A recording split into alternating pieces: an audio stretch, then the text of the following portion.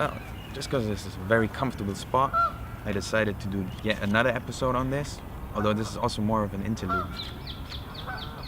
And it's called They, because I always get this, who do you mean they? Who do you mean they? Like, I don't know, it's secret societies mostly. How would I know who everyone is? But you can see by the things that are happening that somebody's perpetrating evil. I mean, how can you not see that? Would be my usual answer, but I've tried to break it down a bit more. I spent 5 hours playing FIFA today. And not just playing, properly getting emotionally involved.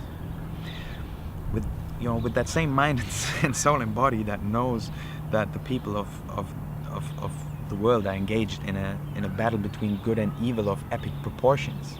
It's fine to shut your brain out. Shut out your brain every now and once in a while, at least if you've been using it during the other times. However, one of the reasons the world is in such dire straits is the fact that many people are unaware of the nature of this war. They don't even realize we're engaged in a war. It's a war for your mind, body and soul, but mostly for your mind, because if you think the wrong things, you're gonna act in the way detrimental to you automatically, without even knowing it. And you will act in a way according to what your rulers want without even knowing it. So, it's a war for your mind, body and soul, and we aren't well off just because the suffering we see on TV happens in other parts of the world. The machine of death and destruction won't stop. The people that operate it are like locusts. They won't stop until there's nothing left. So the rulers know they need to be more subtle with their techniques of ruling in these parts of the world. They can't be as brash anymore because people have experienced the brutality of the death machine, of the evil that is government. People in the West, generally speaking, are quite suspicious of the rulers having a blah blah blah blah.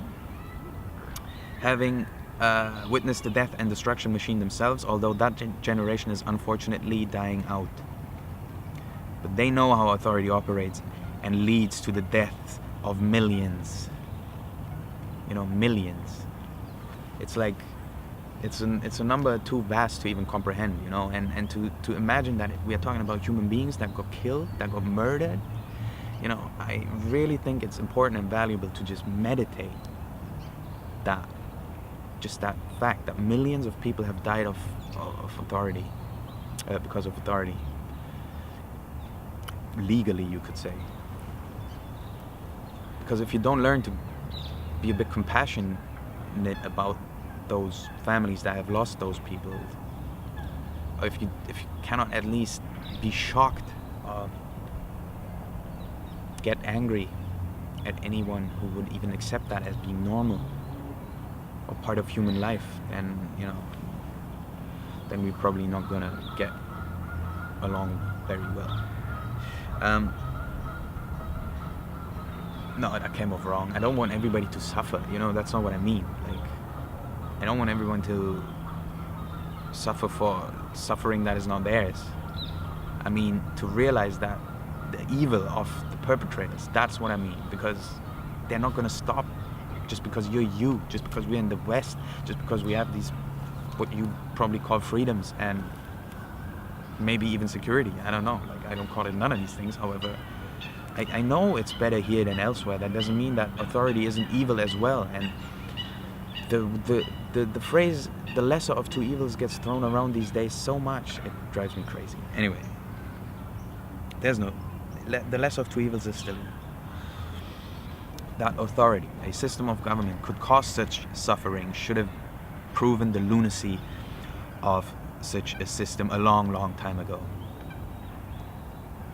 But as suspicious as many may be of their rulers, they don't question the state of rulership as such.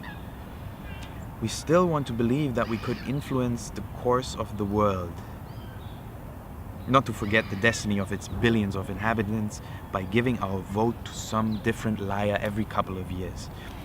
All because they lie that this was the best we've got. Democracy. All because that lie, that this is the best we've got, has been hammered into our brains for so long. How could we possibly admit to ourselves that it's simply bullcrap? So who are they? They are the ones who have been striving to make human beings their slaves for decades, centuries, and millennia, since the beginning of time. So they are the ones that have been striving to make human beings their slaves for decades, centuries, and millennia, since the beginning of time, really, because ever since human life has existed in this world, has it been true that to prosper in this life, you had to work and take responsibility. And there have always been people that don't want to work, that want others to do their work, and leech off of them like parasites. And just to make it clear, I'm not talking about voluntary employment scenarios, I'm talking about theft, extortion, blackmail. So this group of individuals is certainly part of them. However, there has to be a religious element to it too, and by religious I mean satanic, and by satanic I mean a religion that, in the most general terms, aims to turn the natural order of things on its head. This religion is practiced by people that have declared war on God, as they want to be gods themselves. So I hope this theme that we are part of why we are in such trouble is because man wants to play God, which it does amongst other things by making laws, which is why I maybe watch the law chapters again. But the reason the satanic religion wants to upend the natural order is because they want to be the gods themselves. Just think about this, and I'm not advocating any religion, by the way. I'm certainly sure that this place has been intelligently designed, as I said before, and we'll hopefully explore together at some point why I think that. But I'm making no assumptions regarding that creative force. I'm not trying to put my finger on it. I'm not going to tell you it's a man or a woman, and I'm not going to tell you, it's consciousness or it's sound. I don't know. But it's there. There was a creator. That's what I think.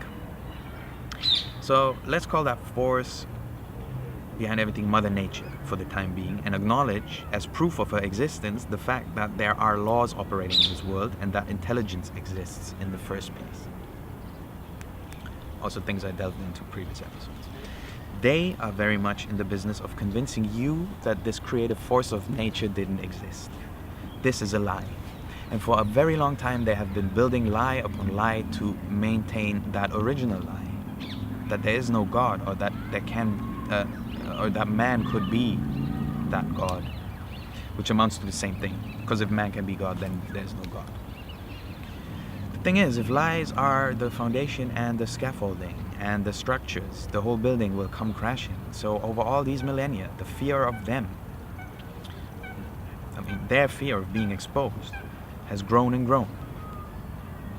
If you live in fear, you operate with limited consciousness, for fear shuts down your limbic brain, the one guiding your emotions, in favor of the R complex, the primitive brain guiding your survival instincts.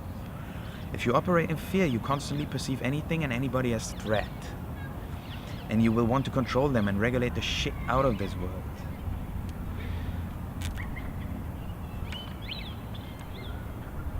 So that's the state the rulers are in at the moment. And it doesn't matter whether they're just lazy and don't want to work and they want to take your tax money so they don't have to work for themselves, or whether we are talking to Satanists that are just, sacrificing children and, it doesn't matter who we're talking about. They are afraid because the lies have been mounting, and that's why the control grid is getting tighter and tighter. And that happens because they're afraid. So that's they. And the R complex of the brain is also known as the reptile brain, the one that guides our lowest instincts. And that's why I believe this whole conspiracy theory about these rulers may be lizard people or reptiles came about, because they operate on the R complex of their brain all the time, and somebody must have, maybe at some point they joked and said, maybe they're a reptile or whatever. But that's why I think, this whole conspiracy theory came about, that reptiles, why the elites, our rulers were reptiles, is because they just permanently operate in the lowest brain. They are living in constant fear of being exposed, and that fear is only growing, which is why the control grid is increasingly tightening up. I personally think that you can never stop truth from revealing itself, and it doesn't take much guessing about the future of a house built on lies. It's going to come crashing. So I'm optimistic, in spite of everything. I still think this work is important to prepare as many people as possible mentally for when that crash comes, because a lot of people will probably go down with it. And it'll be those that will refuse to part with the conviction that their rulers have their best interests at heart.